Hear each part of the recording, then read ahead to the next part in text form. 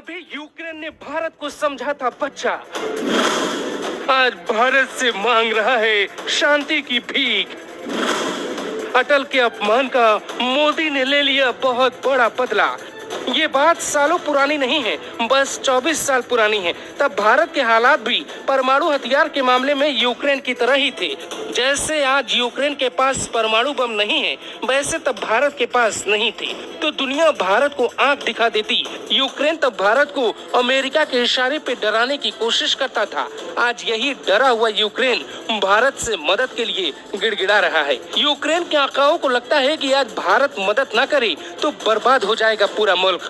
कहानी ज्यादा पुरानी नहीं है, करीब 2 दशक पहले ही भारत ने जब साल 1998 में परमाणु परीक्षण किया तो उसकी गूंज पूरी दुनिया में सुनाई दी। भारत के पास परमाणु हथियार नहीं थे जिससे दुनिया भारत को हल्के में लेती थी। 1998 में भारत के प्रधानमंत्री अटल बिहारी वाजपेयी थे जिन्होंने दुनिया को जवाब देने के लिए एक ऑपरेशन तैयार किया। इसका नाम रखा ऑपरेशन शक्ति। भारत को छुपकर ऑपरेशन के लिए सालों तक काम करना पड़ा। अमेरिका की सैटेलाइट भारत की निगरानी करती थी, लेकिन अटल बिहारी वाजपेयी ने पूर्व राष्ट्रपति एपीजे अब्दुल कलाम की मदद से वो कर दिखाया जिसका अंदाजा महाशक्तियों को नहीं था।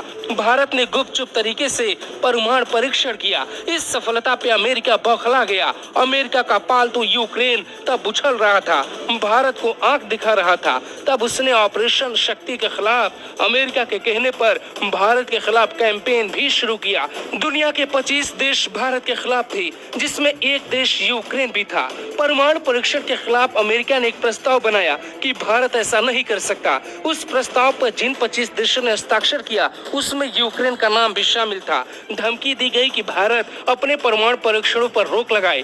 भारत का ऑपरेशन शक्ति अभियान नहीं रुका, भारत परमाणु शक्ति बना। और आज ठीक 24 साल बाद समझिए मोदी कितने पावरफुल हैं ये हम नहीं बताएंगे, यूक्रेन बताएगा। दुनिया की कूटनीति में मोदी की ताकत क्या है वो भी यूक्रेन खुद समझाएगा। यूक्रेन की सरकार ही नहीं, यूक्रेन की जनता भी मोदी की तरफ क्यों देख रही है ये भी खुद वही बताएगा। उसे उम्मीद है कि संकट के वक्त अगर कोई कुछ कर पाएगा तो वो हिंदुस्तान के शक्तिशाली नेता मोदी ही कर सकते हैं। जो भारत की तारीफ नहीं सुनना चाहते वो अभी इस रिपोर्ट को बीच में छोड़कर जा सकते हैं, क्योंकि यूक्रेन ने जो कहा उससे हर भारतीय का सीना गर्व से चौड़ा होगा।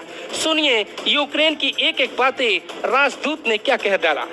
यूक्रेन के राजदूत ने कहा, हम भारत से मदद की गुहार लगा रहे हैं, वो इस संकट में हमारी मदद कर सकता है।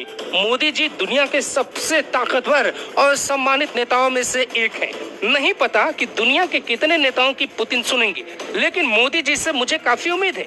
अगर वो अपनी आवाज पुतिन के सामने उठाएं तो पुतिन शायद इस बारे में सोचेंगे। मुझे उम्मीद है कि मोदी जी पुतिन को किसी तरह से प्रभावित करने की कोशिश करेंगे। इस मुश्किल हालात में हमें सिर्फ भारत बचा सकता है। यूक्रेन के राजपूत डॉक्टर इगोर पोलिखा का ये बयान सुनकर न जाने कितनों को बुरा भी लगा होगा। जो यूक्रेन अब तक अमेरिका के कहने पर बंदर की तरह उछलता था वो आज भारत से मदद मांग रहा है। अमेरिका ने उससे जंग में झोंककर ऐसा धोखा दिया कि उसकी अक्ल काम नहीं कर रही। अमेरिका से उसकी उम्मीदें धराशायी हुई तो भारत से गुहार लगा रहा है।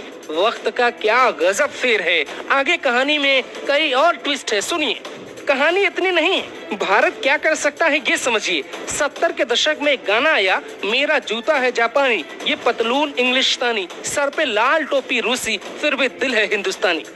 मतलब समझा देते हैं, रूस के साथ भारत का रिश्ता हमेशा अच्छा रहा। इसका ख्याल सिर्फ भारत सरकार ने ही नहीं रखा, बल्कि हमारी फिल्मों और हमारे संस्कार में भी रखा गया और रूस की टोपी सिर पे रखी गई। इसीलिए कहा जाता है जूता जापानी है लेकिन सिर पे लाल टोपी रूसी है। जब दुनिया भारत के ऑपरेशन शक्ति का विरोध कर रही थी तब रूस ने खुल के भारत का साथ दिया था। भारत के साथ रूस की इस दोस्ती का वास्ता देखकर ही यूक्रेन मोदी से मदद की उम्मीद लगाए बैठा है। जिस यूक्रेन ने अटल बिहारी वाजपेयी का अपमान किया था वो आज मोदी से मदद मांग रहा है। मोदी को फेंकू कहने वाले, कमजोर कहने वालों ने अगर ये रिपोर्ट आखिरी तक देख ली होगी तो ये भी कम हैरानी की बात नहीं। वो अपनी बीपी चेक करवा ले, लेकिन ये तो गारंटी है देश पे गर्व करते हैं तो उन राष्ट्रभक्तों का सीना और फूल गया होगा, क्योंकि दुनिया भर की निगाहें भारत पे हैं और दुनिया भर के देश भारत की तारीफ कर रहे हैं। तारीफ मोदी की हो तो भी हिंदुस्तान की होगी, और हिंदुस्तान की हो तो हर हिंदुस्तानी की होगी।